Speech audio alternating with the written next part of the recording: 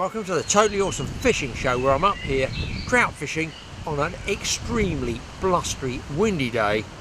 I'm up here at Rutland Water. Now then, what I know about boat fishing for trout can be written on the back of a postcard. And especially today with all this wind, I wouldn't know where to go, to be honest, to even start. But as I've pulled into the car park, there are indeed people already going out there fishing, hardy individuals, tough souls out here that go fishing up in this neck of the woods. They love their trout fishing. But how am I going to catch a trout? Well, listen guys, I'm fine with boats, hopefully I don't fall in. I love boat fishing, I love trout fishing. I've got to put the two together, I've got to combine it and see if I can get some action for you. But if you're going to do this type of fishing in rough windy weather, it's not easy when you're fly fishing, casting in, you know, strong winds. And trust me, I'm under this tree, it's howling out there. So I've invested in the services of Rob Waddington, who is a professional guide up here at Rutland Water. He's going to take me out boat fishing, but he's going to give me some tips, and you guys are going to get them as well. I think they call it rudder fishing. It's useful in really, well, when it's wild and woolly weather like we got here today. Very, very good. I've never done it before, and I've fished all over the world, done lots of different fishing, but not done a lot of boat fishing for trout. Done a bit, not much so. Certainly not this specialised stuff. Let's get down and meet Rob and see if I can wring his neck and squeeze some tips out of him for you. Let's go.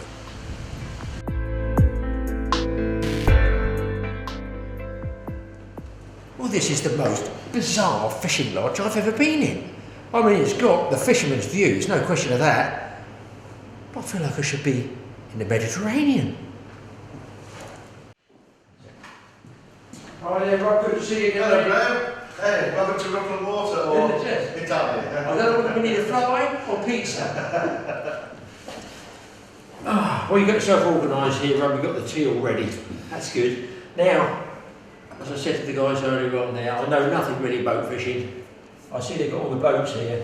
So now this technique that you're going to be using, what exactly is it all about? Okay, Graeme, nice to see you again. We've got a bit of a peculiar day today. We've got a very windy day out there. Normally I'd like to be taking you up right to some sheltered bays and we can do some dry fly fishing or nymph fishing. But if you look at the day out there, we've got quite a strong wind.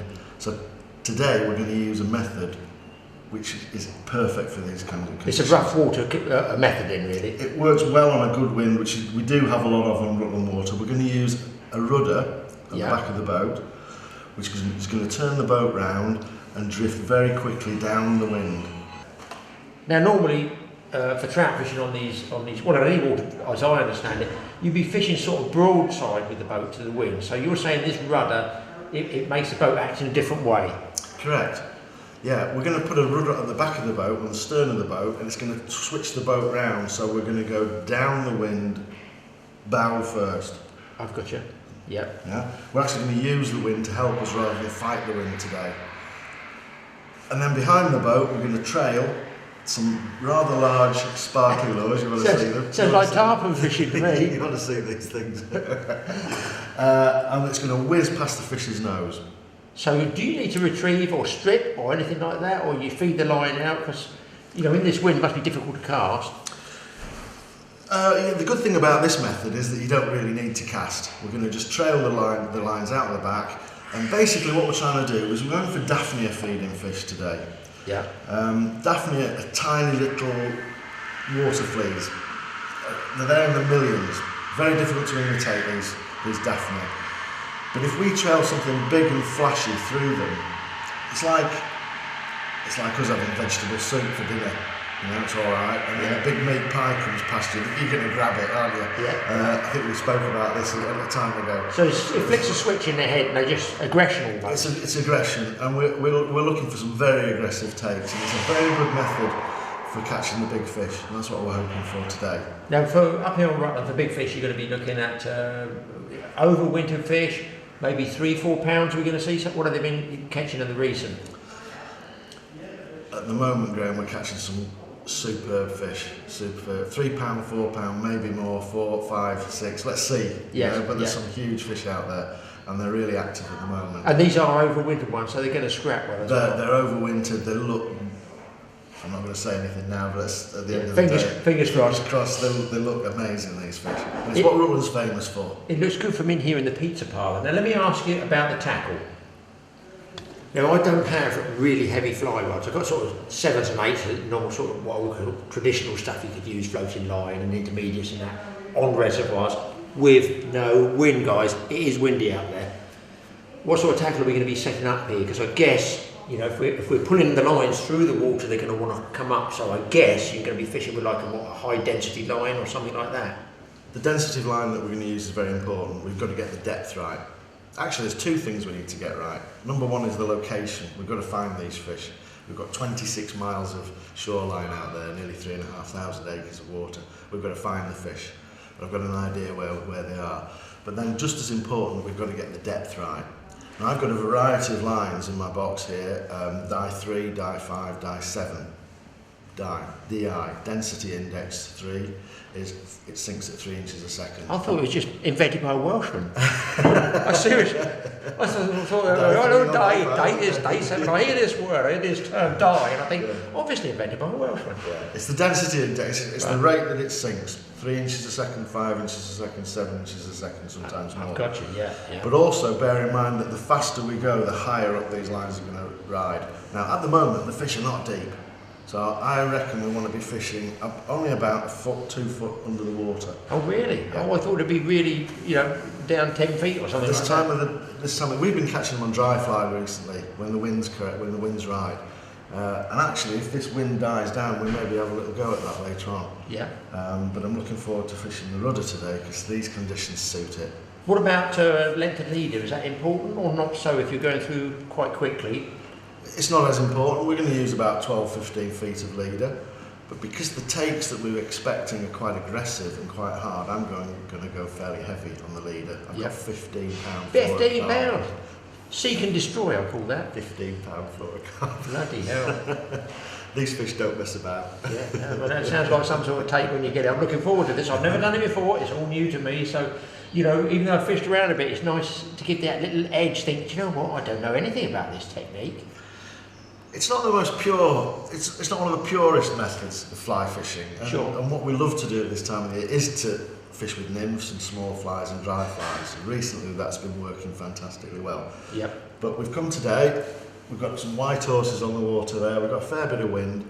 We're going to try this rudder method and let's hope it's successful. And now these boats here too, they're what, 14, 16 feet boats are they? Pretty good size. Yeah, they're plenty big enough for 3 people really. I prefer to just fish with 2. Yep. But if I'm guiding, I might have one guy on either side of me and I'll be in the middle. But plenty big enough for 3, about 15 feet these boats. Now just out of interest, this is just purely for me, you said you've got to find where the fish are first. Now I know you've obviously got a network of contacts that you must keep in touch with as to where the fish are coming out. But are you allowed to use echo sounders and fish finding, you know, those portable units on here? Yeah, we can use those. I have one. I find it's a bit of a faff to get out and set up. And sure. But with me being out there virtually every day, we build up an idea where the fish are. You get a mental picture, I guess. Yeah. Yeah. And obviously they do move around. Little monkeys, they swim around, don't they? Oh, fish have fins. Fish have fins, yeah. Okay, well we're here at the beginning of June. And normally at this time of the year we should be fishing lovely kind of small flies like these buzzers. This is what we should be fishing at this time of year now. Black and green. Lots of lovely nymphs that we're fishing with. Been very successful. But what I'd like to have done today was to fish dry flies. Lovely selection of Coeur de Canard suspenders here. Orange, olive, black. These have been very successful just lately. And do big fish take those, or are they more likely to take the sort of lures, as it were? No, these have been catching big fish. These really? The big fish, 5, 6, 7 pounders. However, today we've got a lot of wind out there. So brace yourself. We're going to be fishing something like these. Oh my God. What the hell? Oh look, that looks like a tarpon fly. Oh, let anything fly, sailfish. This is the meat pie fly, Graeme. This is. They can't ignore this. They can't ignore this. Now we're going to use the wind to help us, and we're going to pull these very quickly through the water. God Almighty! And what hook size is that? It's like a tube fly, isn't it? Like a salmon tube, is it really? This is actually tied with a cotton bud. Little tube, with a bit of foam to give it a bit of wobble here. Yeah. And then we thread the line through here, just like a salmon tube fly, and at the end I'm going to put on a double. Oh really? Oh, I see. Yes, yeah. And what? Any particular make of that? Is that? This is the partridge sailor. I use these for salmon. Yeah. Yeah. My phone's buzzing. I'm sorry. That's all right. Another booking. That's another booking, Rob. Take that one. Missed it.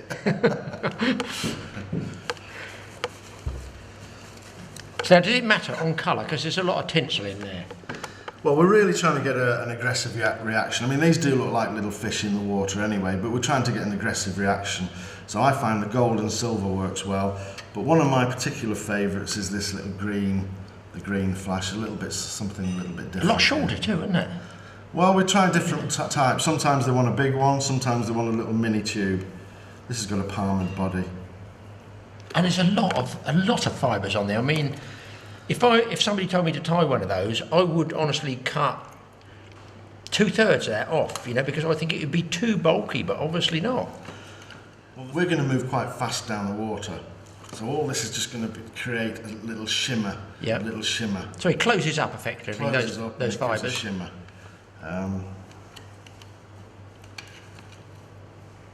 But yeah, we can use little ones. This is one of my favourites. The green. Yeah. Now, what is that material? Would you call it mylar? Is it that fish hair or whatever they call it? Is there a name to that material? Tinsel flash. I mean, we're not trying to plug it, but, I can't remember what it is. But is it something you get from a ladies' dress shop or a fly tying shop? Where would you get that sort of stuff? Yeah, some of these are kids' toys, you know. Some really? of this material here, but you can buy these in fly tying shops. You can buy it, then, yeah. And they're so easy to tie. Just a little cotton bud, tied little body, a bit of tinsel in the head there. And it's done. And no weight. You don't have to put any underwhipping of copper wire or anything. Nothing. Not at all. The line we use is going to take that down to the depth we want. Sometimes if the wind's not so strong, we can give it a little bit of movement with some foam in the head. It looks like a little plug there, and that's just going to... Is that virtually on the surface then? Would it be coming through the surface? Again, the line will take that down. It will tow it down. Tow it down, and it will just make movement under the water there. Is that me? Might be another job. I can tell you now, mine won't be anything good at all. Sorry about that, guys. Okay, you can have a bit of fun tying these flies, actually, Graeme. Flies in inverted commas. You know, if it's very windy and we're moving very quickly, I like to have a little cone head on the head of the fly there, which is going to create turbulence. It's going to make this glitter really shimmer in the water. And that's just like a bead or something, is it then? It's actually it's a turbo cone for a salmon fly for fast rivers, but it works quite well. When you're pulling it through with this rudder fishing. Yeah, you can experiment with colours. Pink is a good colour. Some of the fish here are feeding on pink shrimp, so they do associate pink with food. So a bit of fun.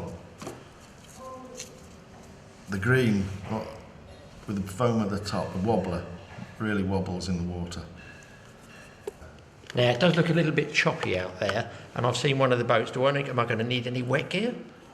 Well, I don't think it's going to rain today, but we're going to get wet because there are quite big waves out there. Nice. We're going to head up the south arm against the wave here. We're going to get splashed a bit, I'm afraid, Graeme. It looks rough enough to me. We're seeing that chop out there. I'm fully expecting a bald beagle shark to come up. Anyway, let's get down on the boat and let's give people some idea on it and see if we can't get out there and you can show us one of these Rutland wonder fish. Okay.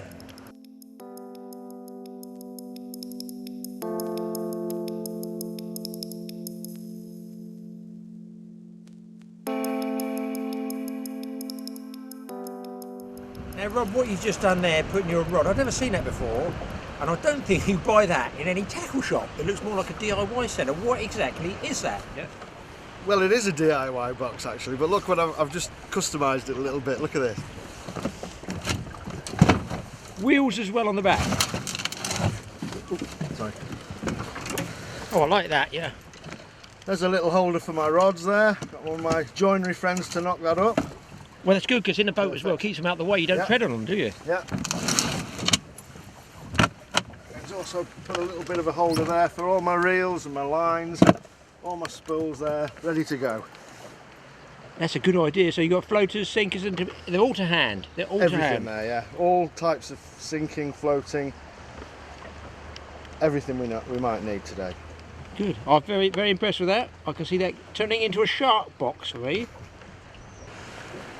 This is the thing, this is the rudder. I've had this made, I've been fishing here 20 years, and sometimes you need something like this to catch fish, especially on a wind like today. This is it. I'm going to clamp it to the back of the boat here. Doesn't matter which side, does it, I guess? There's actually a rudder block on these boats on that side. That's what that's for, is it? That block of wood? I'm going to clamp that to it.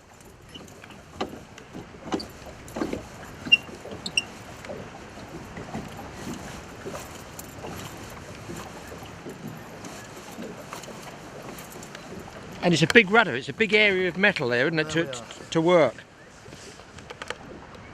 And as you cut the engine, you just steer as per normal? Yeah, you can keep it, make sure it goes down the wind. We're going to use the rudder to keep the boat going down the wind as fast as we can go.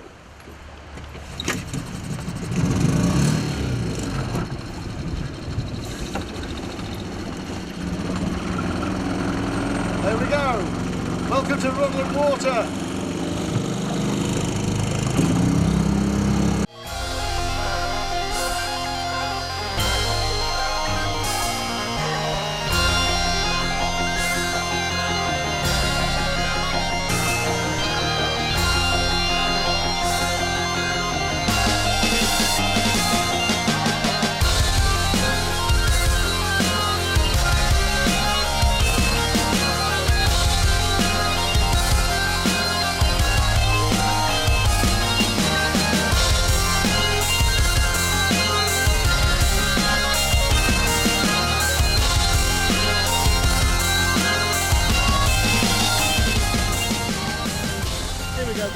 Here we go. Oh no, you're joking? Yeah, we're in. What sort of take? Savage take. Real bang, real bang. Trust me not to be fishing and trying to film and fish at the same time, eh? Here we go. Oh, got him. Yeah. What sort of depth are we going through then, do you think? Well, we're catching on the die 5 line on the 5 inches a second, but we're going at a reasonable speed, so I reckon we're fishing about 3-4 foot down, that's all. Yeah, it's going. Rainbow or brown would It's this a rainbow, yeah.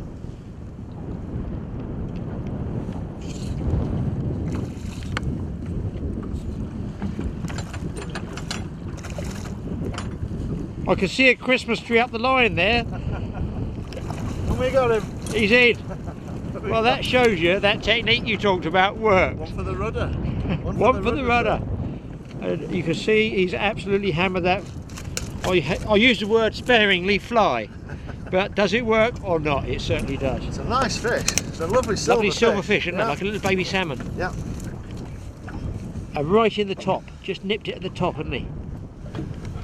Lovely fish, Rob. Lovely little fish. I've just spooned this fish, Graeme, and you can see. Oh, he's packed with something. Well, the majority of that is Daphnia, the tiny little water flea, which is what we're really targeting today. But you can see there's some. Oh, I see. Yes, he's been piling into it, hasn't he? Little buzzer, little. Well, no, there's a real mix. There's some there. little olive nymphs there, but most of that is Daphnia. So that's what they're. That's small what they're, stuff. That's what they're feeding on. Makes you wonder why they just slam that great big fly like that, though, don't they? Pie, isn't it? You'd have it, wouldn't you, rather than that mush? I will do later on by about 3 o'clock. Yeah. If I don't catch one. Yeah. Anyway, one there. Nice fish. Yeah.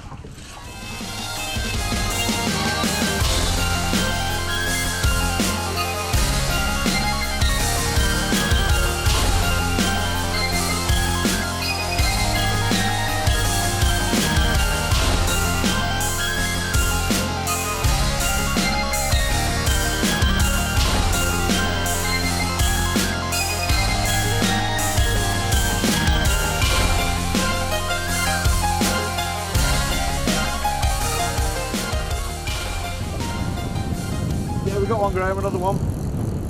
That was a long way back to that line. Yeah, it's the full line out, 30 yards of line. I've just changed to a sort of a slower sinking line, less severe sinking line. It seems to have worked with this cloud coming over. But look at the rod, look at it out there. Hammering, absolutely Marlin. hammering. It's like a marlin out there, look at it. Good fish as well.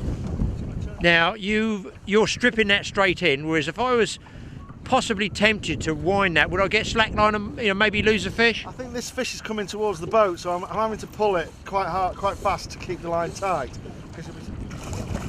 Oh, that's a bit bigger, that one, yeah? Yeah, a touch bigger, maybe not. And you can see the tubes Up the line, yeah. The line there.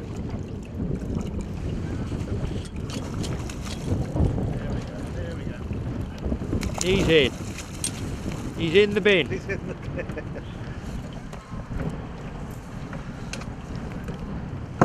The sunlight's on that fish. Beautiful sheen. Beautiful sheen on it.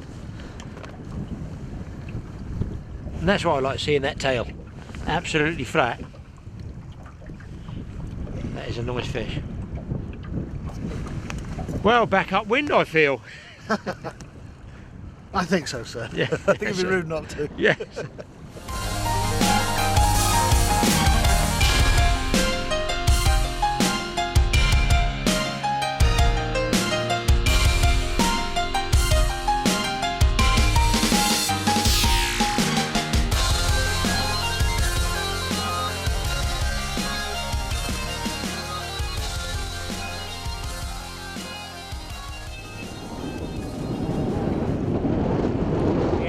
Comes from Rutland Reservoir, a nice one.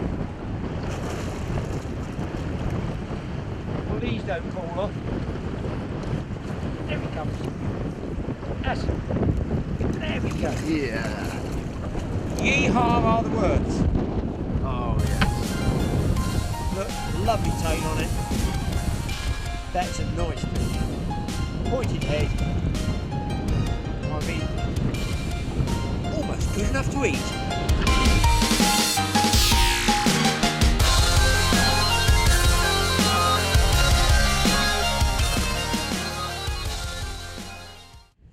Well, we've just pulled in right up the top of the south arm, is it? South arm, yeah, we're right at the top. The wind's eased off a little bit, and after that last fish I had, we're looking basically for the wind of the rough water. We've come up here, gonna have a bit of lunch first, but even though we're supposed to be having lunch, my guide is still fishing.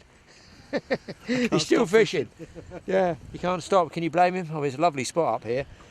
There's a couple more tips we need for the Totally Awesome Fishing Show, and I've spotted them. One of which is a tiny little marker on the line. So what's that all about, Rob? Well, I've got 20 feet from the end of the line. I've got a little whipped bit of thread with a varnish around, like a little blob bobble.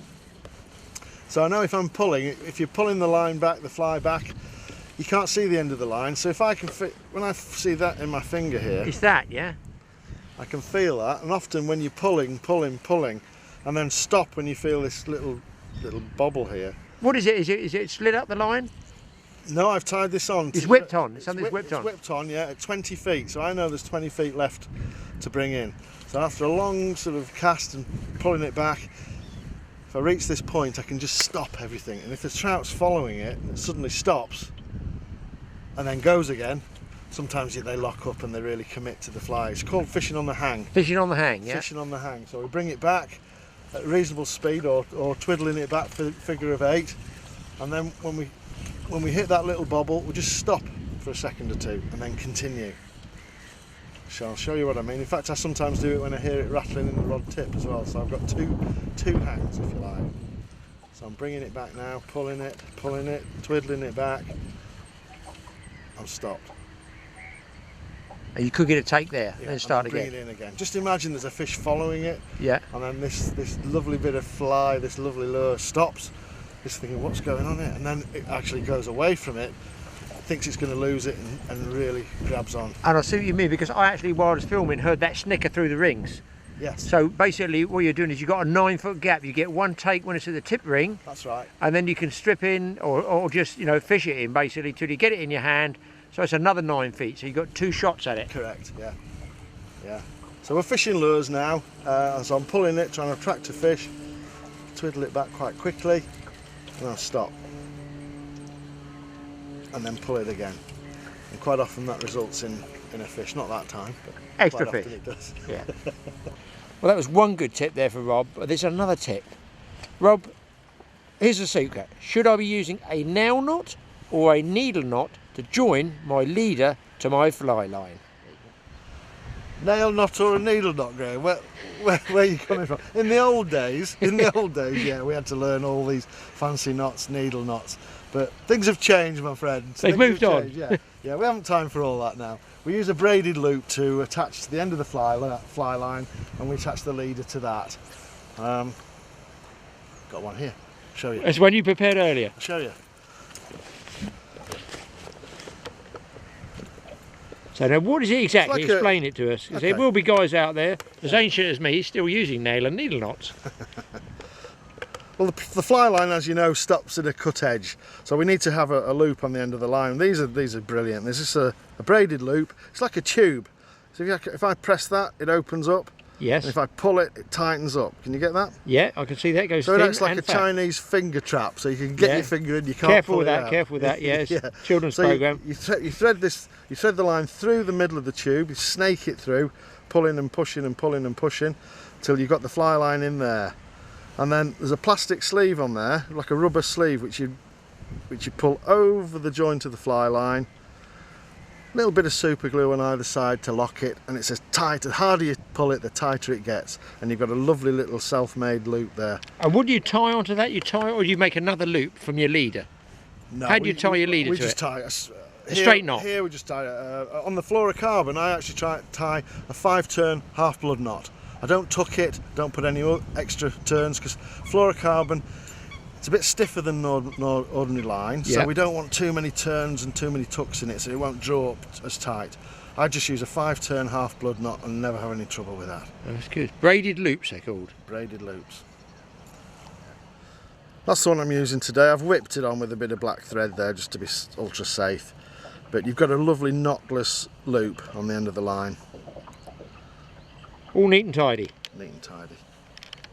Now Rob, although we're up here in this nice slicked off area, which looks beautiful fishing, I have to say it looks really, really nice, but obviously not with the big lures. We need that rough water. Where do you think? Can we anywhere we can go find a bit of wind? Well, yeah, it's slowed down a bit on the rudder just here, so I think the direction the wind is now, if we can have a drift along the Normanton bank past the church, which might be nice to see. That's the famous church, yeah, we'll have a look at that, and that should give us some more fish. Okay, let's give it a go there. Okay.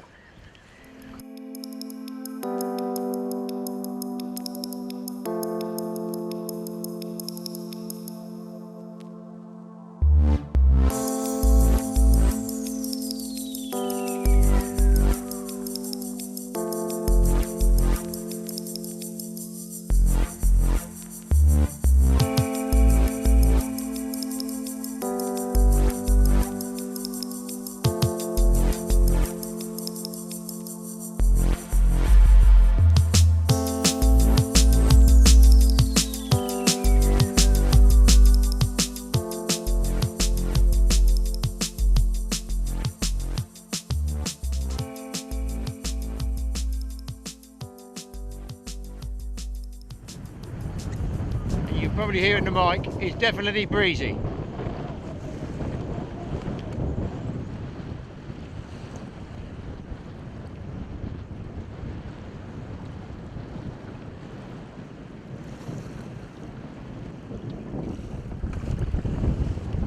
As we discussed, it's not the most purest method of fly fishing, but on a difficult day, on a heavy wind like today, it can save a hard session. And as you found, it's very effective. Quite fun as well, isn't it? It is indeed, yeah. So I'm going to put the camera down and get a rod. Get on there.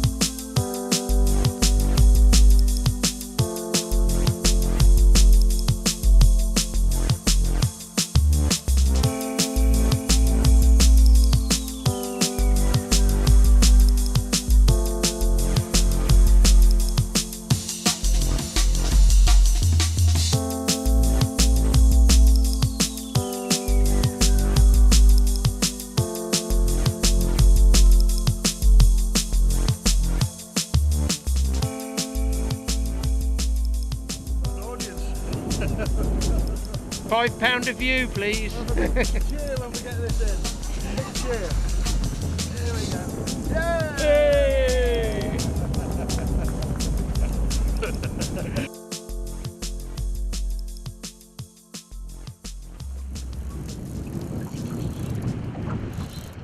And that one was winding in, yeah?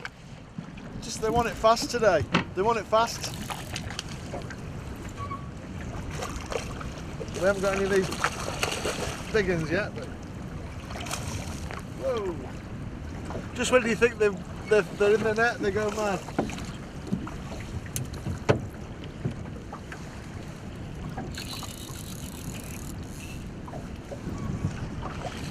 Oof. Incredible power. Better fight now than when you first hooked It's it. not ready yet. Whoa! It's just nearly pulling me in. There we go, here we are. Ah, that's a lovely fish. Not the biggest fish, but lovely all the same, aren't they? It shows the method works. Bright silver, look at the tail, beautiful. Just starting to get the flecks in there, but bright silver, like a little sea trout, isn't it? There we go, nice little Rutland fish, bright silver, lovely condition, not huge, but we're going to have, that would make a lovely dinner. And here's a totally awesome tip for you. Keep the fish fresh, put them in your bass bag. There we go. Keep it wet. Don't leave it in the water, because sometimes the water's not as cold as you think.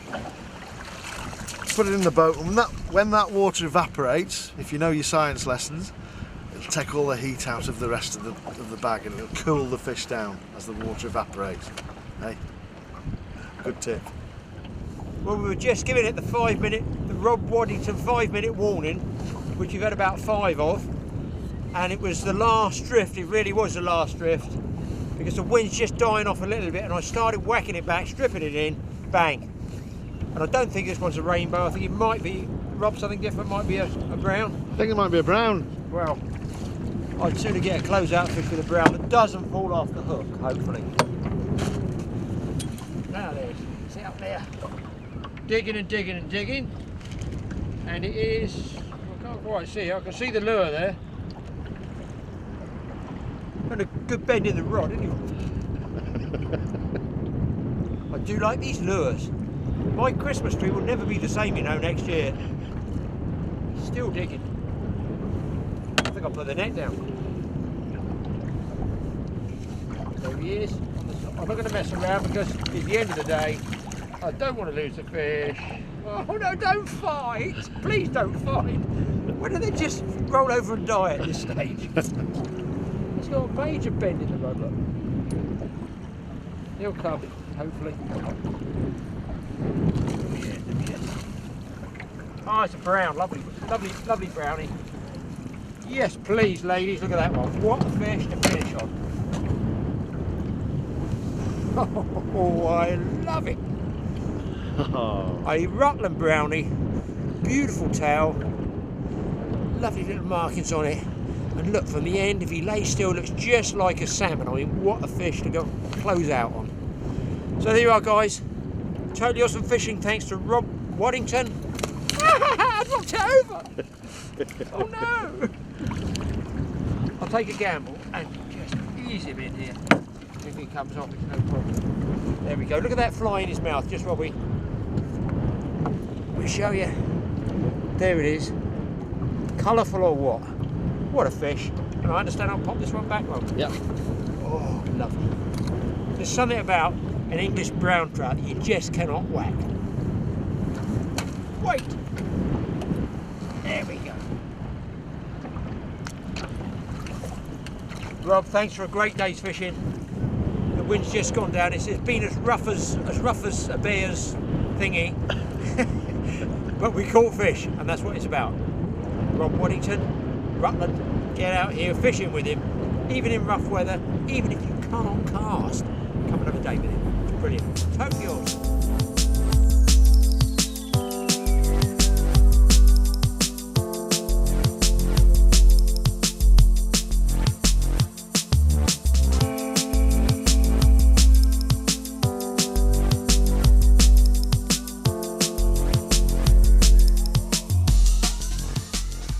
Graeme's come here to Rutland Water today. We were trying to fish today little nymphs and dry flies. That's what's been working over the last week, but we've got quite a strong wind today, and a lot of guys have struggled today. There's been some top anglers on the lake, struggled all over. But don't let a big strong wind put you off, guys. You know, we've done all right today. We've got about a dozen fish in the boat, but you do need a little bit of hardware sometimes. One of these.